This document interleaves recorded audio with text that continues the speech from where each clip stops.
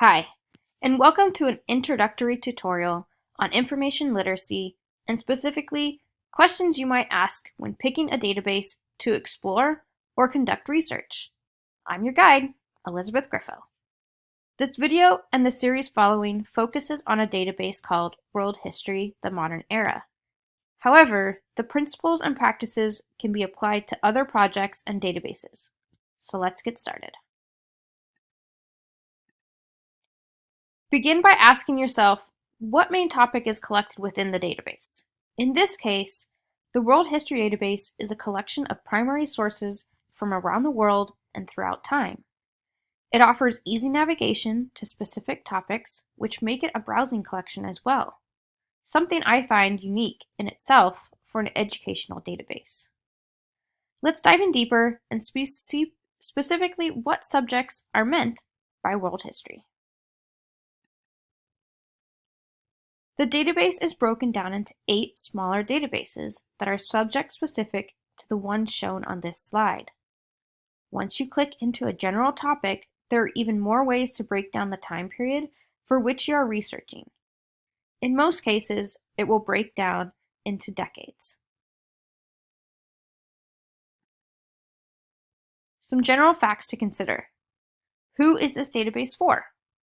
In this case, it's for students, educators, librarians, and general readers of all ages. You might consider who runs the database. ABC Clio, an award-winning publisher of reference, runs this database, and the editorial staff compiles some of the reference content, while other reference material is gathered from recognized scholars and writers in various fields. It is the goal of the publishers to promote critical thinking and offer multiple perspectives. Thus, they have direct general databases, like the African American experience, the American Indian experience, and the Latino American experience, as well as scholarly essays. And I'll discuss the scholarly essays in another slide.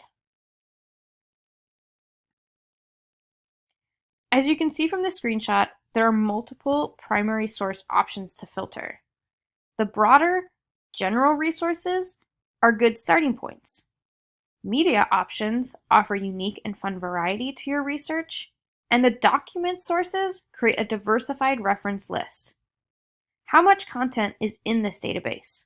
Well, with over 230,000 entries falling into one of these many unique primary sources, you're sure to find information on any given history need.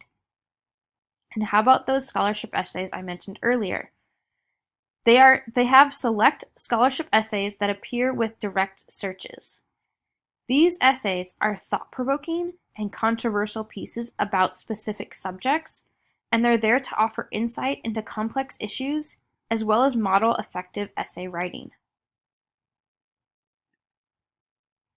How far back does the content go? In general, the content strives to take you back in time as far as possible with accurate information. The content can be delivered into smaller chunks of time. This slide shows you the earliest of each main umbrella topic and its earliest time period of information. For instance, the daily life through history prehistory goes from the beginnings to 1000 BC. Pop culture universe starts in the 1900s. African American experience contains information from Africa and the Atlantic in years 500 to 1550. The American Indian experience has information from pre-contact to 1527 and beyond. Latino American experience starts in the 1490s, and the modern era starts in the 1500s. So how do you access the database? The easiest way to access this database is to be a student of San Jose State University. You would go through the online library webpage. Click on the Articles and Databases link located under the search bar, circled here in red. Then you would click on the W to filter out all the databases but the ones starting with W.